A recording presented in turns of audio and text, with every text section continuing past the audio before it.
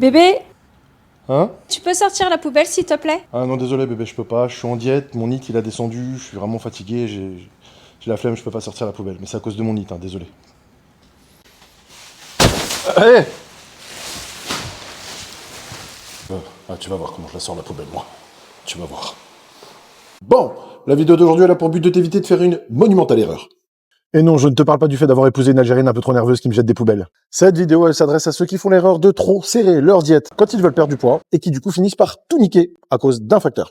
Et laisse-moi t'expliquer en détail ce qu'est ce facteur et pourquoi ça constitue un sacré problème. Et si tu cherches à perdre de la graisse, je te conseille vraiment d'écouter cette vidéo en entier. Ça peut t'éviter pas mal de frustrations, des échecs et même un abandon. Et je ne fais pas durer le suspense plus longtemps, ce fameux facteur, c'est ton NEAT. Pourquoi? Bon, déjà le NEAT, ou Non-Exercise Activity Thermogenesis, ça représente toutes les activités que l'on fait dans la journée, hors activités sportives. Tu marches pour aller au travail? NEAT. Tu balades le chien? NEAT. Tu vas faire ta séance de musculation?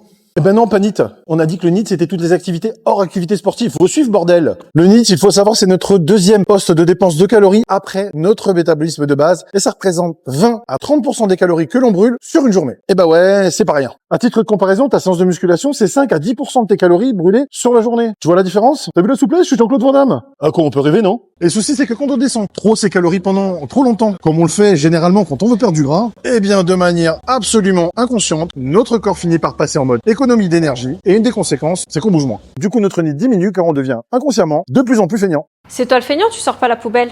Oh, ça va, t'arrêtes de me ridiculiser devant mes abonnés, s'il te plaît? Eh oh, tu te calmes. Oui, chérie. Et le pire, c'est que c'est pas forcément perceptible. Par exemple, de manière inconsciente, quand tu sors le chien, tu vas raccourcir les balades. Putain, ça brûle le cul, ça. Oui, il pose tout de suite une victime collatérale. J'aime bien parler des animaux, c'est mon côté un peu Brigitte Bardot. Je n'ai besoin de personne, Harley Davidson. Ou encore, au lieu de prendre l'escalier, comme tu as l'habitude de faire, bah, tu vas prendre l'ascenseur. Ou alors encore, au lieu d'être assis correctement à ton bureau, tu vas être complètement avachi. Parce que oui, ça aussi, ça fait partie du NEAT. Bref, toutes ces petites choses qui font le NEAT et qu'on fait tout d'un coup beaucoup moins, eh bien, ça fait qu'on brûle beaucoup moins de calories sur la journée. Donc, pour éviter ça, je vais vous donner 2 conseils imparables. Premièrement, prenez votre temps. Si vous allez trop vite pour perdre du gras, vous allez descendre vos calories de manière trop importante et boum, le drame arrive. Donc, on y va par palier et on ne s'y prend pas au dernier moment si on a une échéance prévue pour sa perte de poids. Deuxièmement, restez conscient de votre NEAT quand vous êtes en perte de poids. Quantifiez par exemple combien vous faites de pas par jour en temps normal et essayez de garder au moins ce nombre de pas au minimum dans vos journées quand vous êtes en sèche. Ne prenez pas les transports si vous avez l'habitude d'aller au travail à pied ou en vélo. Si vous avez un chien, faites-lui de plus longues balades. Et oui, toujours mon côté Brigitte Bardot, etc.